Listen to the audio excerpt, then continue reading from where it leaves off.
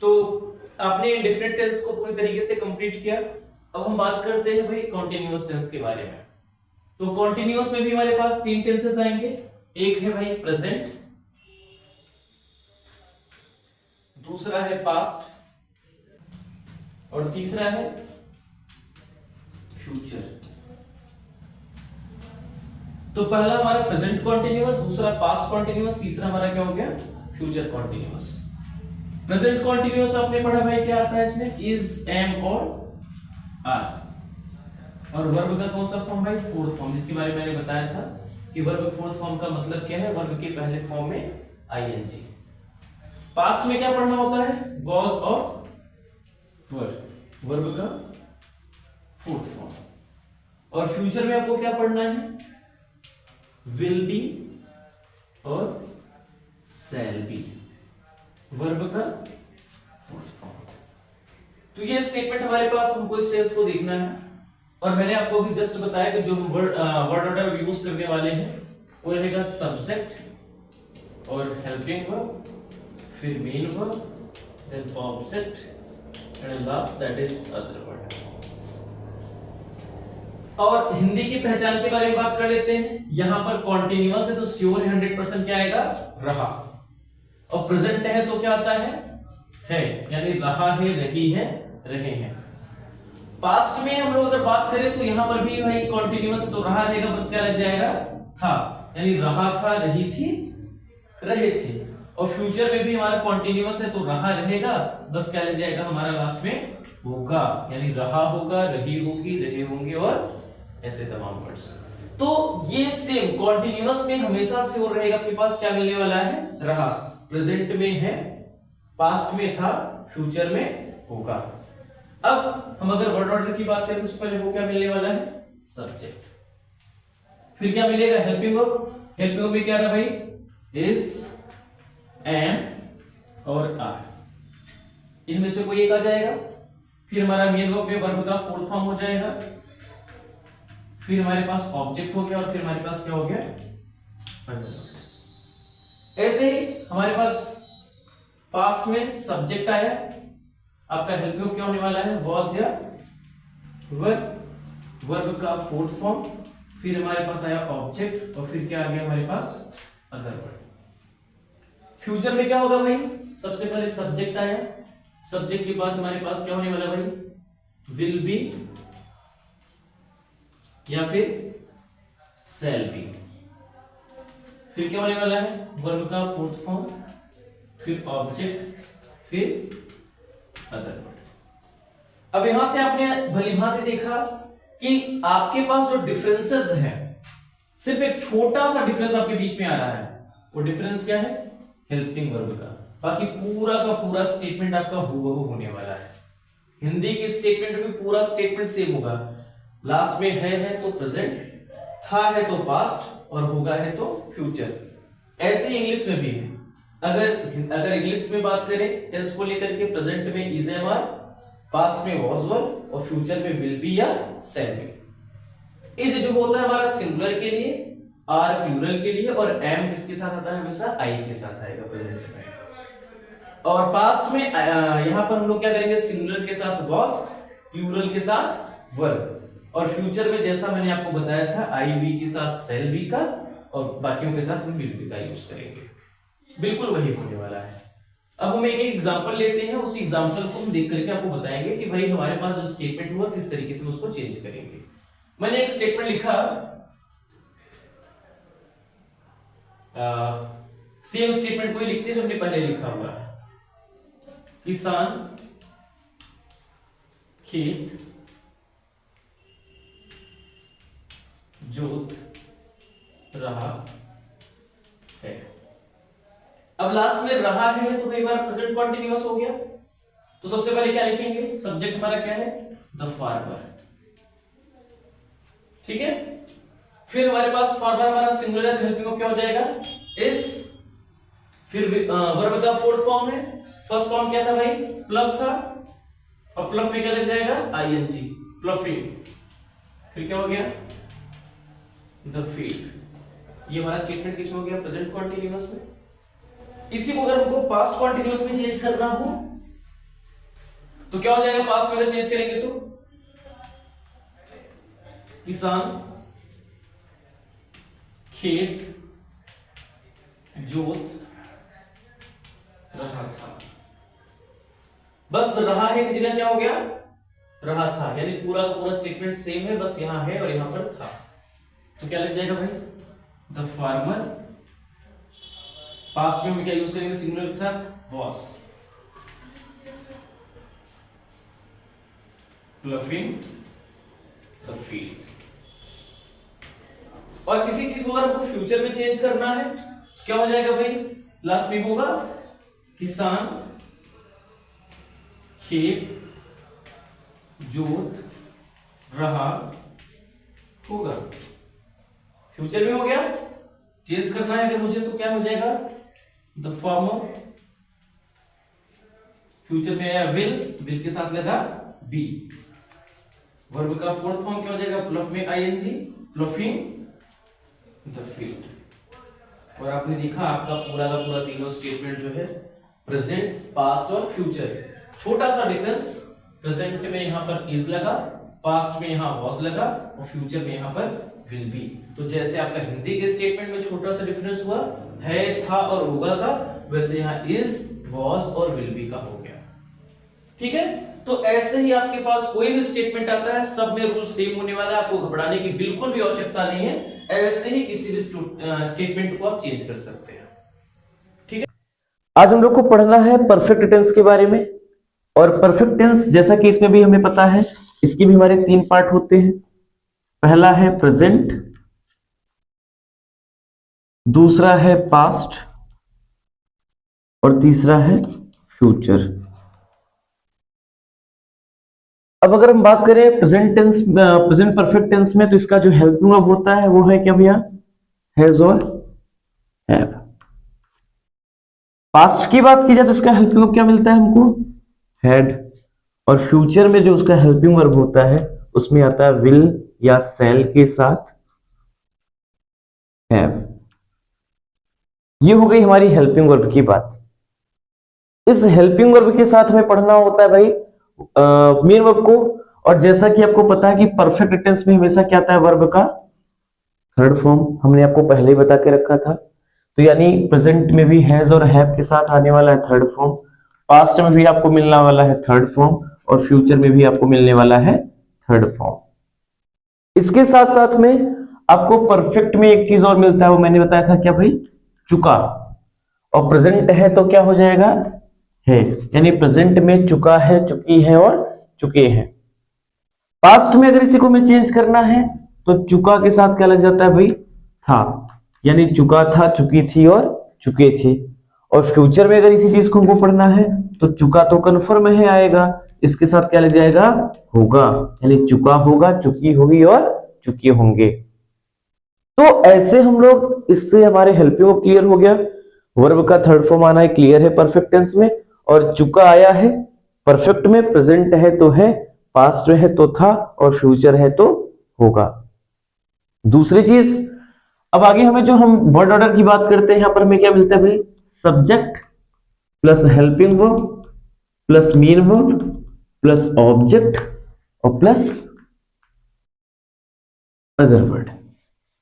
सबसे पहले हमारे पास आया है सब्जेक्ट, तो यहां पर हमारे पास होने वाला है भाई सब्जेक्ट।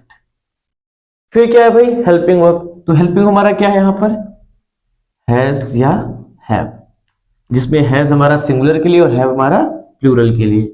फिर आया भाई मेन वर्ब, मेन वर्ब में क्या आने वाला है, हमेशा वर्ब का थर्ड फॉर्म। फिर आएगा आपका ऑब्जेक्ट और फिर क्या आ गया आपका अदर वर्ड। इसी को अगर हमको पास्ट में चेंज करना है, सारी चीजें सेम होने वाली, बस आपको हैज और हैव को क्या कर देना है, पास्ट में कर देना है, यानी हैड लगा देना है। तो सब्जेक्ट के साथ क्या लग जाएगा, हेड, हेड के बाद वर्ब का थर्ड फॉर्म, फिर क्या आ जाएगा ऑब्जेक्ट, फिर क्या आ जाएगा अदर वर्ड। तो आपने देखा दोनों के दोनों वर्ड ऑर्डर में बिल्कुल में, मतलब कह सकते हैं कोई अंतर नहीं है, एक छोटा सा डिफरेंस है कि यहाँ पर हेड है और यहाँ पर हैज और हैव है। ऐसे ही फ्यूचर का भी हाल है, फ्यूचर में भी पहले आपको सब्जेक्ट मिलने वाला है, सब्जेक्ट के बाद क्या मिलने वाला भाई, विल या शैल आएगा अकॉर्डिंग टू सब्जेक्ट। फिर क्या लगाएंगे हम लोग, हैव लगाएंगे। फिर क्या आएगा भाई, वर्ब का थर्ड फॉर्म आएगा। फिर क्या आएगा भाई, ऑब्जेक्ट आएगा। और फिर क्या आएगा, अदर वर्ड आएगा। तो यानी तीनों के तीनों जो हमारे वर्ड ऑर्डर है बिल्कुल सेम है, बस उसके क्या बदल रहे हैं हमारे हेल्पिंग वर्ब, क्योंकि वर्ब का थर्ड फॉर्म भी इस तीनों में क्या हो रहा है भाई, सेम ही हो रहा है। अब हम एग्जांपल की बात कर लें अगर, तो सबसे पहले अगर हम प्रेजेंट की बात करें, जैसा मैंने लिखा वह खाना खा चुका है, तो क्या हो जाएगा भाई, सब्जेक्ट हमारे का है ही, तो ही के साथ सब्जेक्ट क्या आया है, क्या लग जाएगा, हैज। फिर क्या वर्ब का थर्ड फॉर्म, क्या हो जाएगा थर्ड फॉर्म, ईटन। फिर क्या हो गया, फूड। अब इसी को पास्ट में चेंज करना है तो क्या हो जाएगा हिंदी में, वह खाना खा चुका, बस पास्ट में लग जाएगा था। तो आपको बस हेल्पिंग वर्ब चेंज करना है, ही के साथ क्या लग जाएगा, हैड ईटन फूड। इसी को अगर हमको फ्यूचर में चेंज करना हो तो क्या हो जाएगा भाई, वह खाना खा चुका होगा। ऐसे केस में क्या हो जाएगा, ही सॉरी, अब फ्यूचर है तो क्या हो जाएगा, विल हैव ईटन फूड। तो यहां पर हमारा हेल्पिंग वर्ब जो है तीनों में क्या हो जा रहा है भाई, चेंज। प्रेजेंट में हैज और हैव, पास्ट में हैड, और फ्यूचर में विल हैव या शैल हैव। तो इसके अकॉर्डिंग आप किसी भी स्टेटमेंट को फ्यूचर परफेक्ट में चेंज भी कर सकते हो, प्रेजेंट परफेक्ट में चेंज कर सकते हो, या पास्ट परफेक्ट में चेंज कर सकते हो। इसके अलावा ये आपके बोलने में भी बड़ा हेल्पफुल होगा। यानी ऐसे स्टेटमेंट को अगर आपको इंग्लिश में बोलना है, दिक्कत होती है, तो ऐसे चीजों को यूज करके आप इंग्लिश के स्टेटमेंट को आराम से बोल सकते हैं। तो ठीक है, यहां तक आप नोट कर लीजिए। प्रेजेंट परफेक्ट यानी परफेक्ट के तीनों जो हमारे टेंस है, प्रेजेंट पास्ट और फ्यूचर, तीनों यहां पर कंप्लीट हो चुका है। ठीक है, आगे बात करते हैं हम लोग परफेक्ट कॉन्टिन्यूअस के बारे में। आपको परफेक्ट कॉन्टिन्यूअस में भी तीन चीजें आपको मिलने वाली हैं, प्रेजेंट टेंस और पास्ट टेंस और फ्यूचर टेंस। ये तीन टेंसेस आपको इसमें भी मिलने वाले हैं। अब अगर हम बात करें प्रेजेंट में, तो यहां पर इसका जो हेल्पिंग वर्ब है क्या होता है भाई, हैज या हैव के साथ बीन आता है। पास्ट की बात की जाए तो इसमें क्या आता है भाई, हैज और हैव का पास्ट हैड और फिर उसके आगे बीन। और फ्यूचर की बात की जाए तो विल या शैल आता है, फिर उसके बाद हैव और उसके बाद बीन। कॉन्टिन्यूअस इसमें भी लगा हुआ है, तो मैंने आपको ऑलरेडी बताया था, जहां पर कॉन्टिन्यूअस आता है वहां पर वर्ब के पहले फॉर्म में आईएनजी, जिसे हम लोग वर्ब का फोर्थ फॉर्म भी शॉर्ट में बोलते हैं। यहां पर भी कॉन्टिन्यूअस है तो वर्ब का फोर्थ फॉर्म, और ये भी कॉन्टिन्यूअस है तो ये भी क्या हो जाएगा, वर्ब का फोर्थ फॉर्म। जिस वर्ड ऑर्डर की, उससे पहले हम समय की बात कर लेते हैं। हिंदी की पहचान में यहां पर आपको बिल्कुल कॉन्टिन्यूअस की तरह रहा है मिलने वाला है, यानी रहा है, रही है और रहे हैं। लेकिन इसके साथ इसमें क्या आपको मिलता है, समय, और यही चीज ये प्रेजेंट कॉन्टिन्यूअस इसको अलग बनाती है। जैसे अगर कोई भी चीज है, कोई भी सेंटेंस है, उसके अंत में रहा है, रही है, रहे हैं आया हुआ है, लेकिन उसके साथ कोई समय भी आया हुआ है, यानी कोई टाइम ड्यूरेशन में, कोई समय अंतराल से वो काम चल रहा है, तो ऐसे केस में हमारा परफेक्ट कॉन्टिन्यूअस में बदल जाता है। तो रहा है, रही है, रहे हैं के साथ समय है तो प्रेजेंट परफेक्ट कॉन्टिन्यूअस। यही चीज अगर रहा था, रही थी, रहे थे के साथ समय लगा रहेगा तो हमारा हो जाएगा पास्ट परफेक्ट कॉन्टिन्यूअस। और इसके साथ साथ में सेम चीजें, अगर रहा होगा, रही होगी, रहे होंगे के साथ अगर हमारा समय लगा हुआ रहेगा तो ऐसे केस में हमारा क्या होगा भाई, फ्यूचर परफेक्ट कॉन्टिन्यूअस। अब हम बात करते हैं इसके वर्ड ऑर्डर को लेकर के। तो यहां जो हमारा वर्ड ऑर्डर होने वाला है वो क्या होगा भाई, subject plus helping verb plus main verb plus object और प्लस अदर वर्ड। ठीक है, और इसके साथ साथ में आपको कुछ चीजें और मिलने वाली हैं। वो क्या होगा भाई, इसमें सिंस और फॉर का, यानी समय जो आया हुआ है उसके लिए सिंस या फॉर का यूज करते हैं और उसके बाद टाइम आता है। अब ये क्या चीज है, मैं इस पर भी आगे चर्चा कर लेता हूं, पहले हम वर्ड ऑर्डर लिख लेते हैं। पहले हमारे पास क्या है भाई, सब्जेक्ट है। सब्जेक्ट के बाद क्या है, हेल्पिंग वर्ब। तो हेल्पिंग वर्ब क्या हमारा है, हैज या हैव के साथ बी। फिर हमारे पास है वर्ब का फोर्थ फॉर्म, फिर हमारे पास है ऑब्जेक्ट, फिर हमारे पास है अदर वर्ड, फिर हमारे पास आया है सिंस या फॉर, और फिर हमारे पास आया हुआ है टाइम। पास्ट में हमारे पास क्या है भैया, सब्जेक्ट है प्लस हेड है, हेड के बाद बीन है, बीन के बाद वर्ब का फोर्थ फॉर्म, फिर ऑब्जेक्ट, फिर अदर वर्ड, फिर आपके पास सेम वही सिंस या फॉर, फिर उसके बाद क्या आएगा भाई, टाइम। और ऐसे ही फ्यूचर में भी हमारे पास होने वाला है। पहले मिलेगा हमको सब्जेक्ट, उस सब्जेक्ट के बाद हमको मिलने वाला है हमारे हेल्पिंग वर्ब में विल या सेल, और उसके बाद मिलने वाला है, और उसके बाद मिलने वाला है बीन, फिर वर्ब का फोर्थ फॉर्म, फिर ऑब्जेक्ट, फिर अदर वर्ड, फिर सिंस या फॉर, सिंस या फॉर प्लस टाइम। तो यहां पर ये चीजें, ये वर्ड ऑर्डर हमारा कंप्लीट होता हुआ। अब इसके बाद हम बात करते हैं हमारा सिंस या फॉर का यूज कब कब करते हैं। एक माइंड में आपके डाउट ये भी होगा, तो इस पर भी हम चर्चा कर लेते हैं।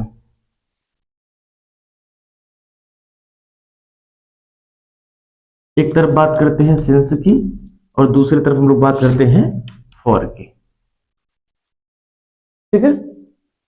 सिंस जो होता है हमारा डेफिनेट टाइम के लिए यूज होता है, यानी जब हमारा समय निश्चित होगा तो ऐसे केस में हम डेफिनेट टाइम के लिए सिंस का यूज करते हैं। जैसे अगर हमारे पास डेज नेम आ गया, मंथ्स नेम आ गया,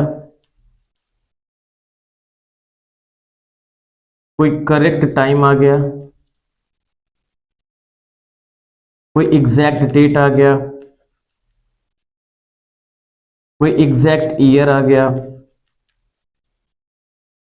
या फिर जैसे मॉर्निंग, इवनिंग, नाइट, ऐसे कोई टाइम अगर हमारे पास आते हैं, तो इन सब चीजों के लिए, या टुडे, टुमारो, यस्टरडे भी है, तो ऐसे केस में हमको यूज करना होता है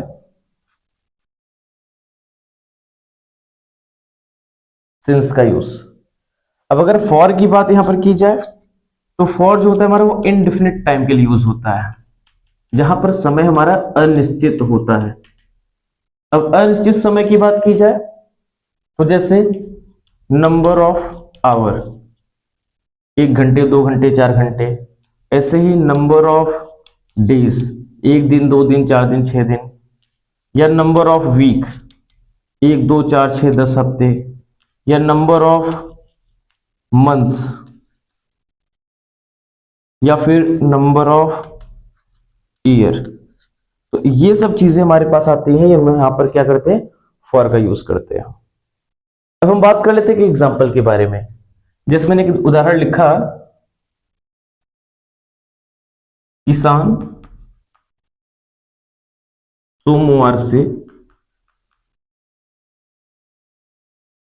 खेत जोत रहा है। तो हमारा क्या हो गया, रहा है लास्ट में है और इसके साथ समय आया है सोमवार से, टाइम ड्यूरेशन आया हुआ है, तुम्हारा प्रेजेंट परफेक्ट कॉन्टिन्यूअस हुआ। तो पहले क्या लिखेंगे, सब्जेक्ट द फार्मर, फिर क्या आ जाएगा, सिंगुलर है तो हैज के साथ बीन, फिर वर्ब का फोर्थ फॉर्म, पहले बताया था जोतरिंग इंग्लिश क्या होता है, प्लफ, प्लफ पे आईएनजी लगेगा, क्या हो जाएगा, प्लफिंग। द फील्ड, फिर क्या हो जाएगा भाई, सोमवार से, एग्जैक्ट डेट आया हुआ है, सॉरी एग्जैक्ट जो है क्या आया है भाई हमारा डेज नेम, तो क्या हो जाएगा, सिंस मंडे। इसी को हमको पास्ट में चेंज करना है, बस हमारा जहां रहा है वहीं पर क्या हो जाएगा, रहा था, यानी किसान सोमवार से खेत जोत रहा था, पास्ट हो गया। तो आपको पास्ट वाले में बस हैज का क्या कर देना है, हैड, मैं डायरेक्टली यहां पर लिख देता हूं the farmer had been ploughing the field since Monday. इसी को अगर हमको फ्यूचर में चेंज करना है तो क्या होगा भाई, बस जहां है था फिर वहां पर अपने था चेंज किया, अब यहां पर क्या हो जाएगा, फ्यूचर में होगा। तो ऐसे केस में हम उसको क्या चेंज करेंगे, the farmer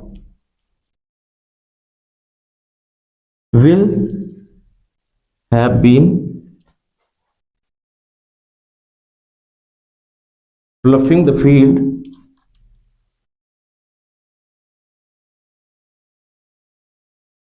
since Monday.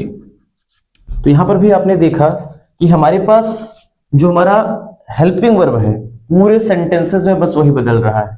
Has been singular के लिए, हैव बीन प्लूरल के लिए प्रेजेंट में हो गया, हैड बीन आप लगाइए पास्ट में, और विल हैव बीन और शैल हैव बीन लगाएंगे फ्यूचर में। बाकी सारी चीजें सेम इसमें होने वाली है। तो आप आसानी से इन चीजों का यूज करके बड़े ही आराम से किसी भी सेंटेंस को हिंदी से इंग्लिश में आप चेंज कर सकते हो, या फिर इंग्लिश के सेंटेंस को हिंदी में आप पढ़ के समझ सकते हो। इसके साथ साथ में आपके स्पोकन में भी चीजें बहुत ज्यादा यूजफुल होंगी। आपको बोलने में, इंग्लिश बोलने में जो दिक्कत होती है, आप अगर इन छोटे छोटे चीजों को ध्यान में रखेंगे तो वो आपकी दिक्कतें भी दूर हो जाएंगी। आशा करते हैं ये वीडियो आपको पसंद आया होगा, समझ में आया होगा। अगर आपको कोई भी दिक्कत, कोई परेशानी लगती है तो आप हमें कमेंट करके जरूर बताएं। धन्यवाद, मिलेंगे आपको अपने नए वीडियो में, तब तक के लिए जय हिंद।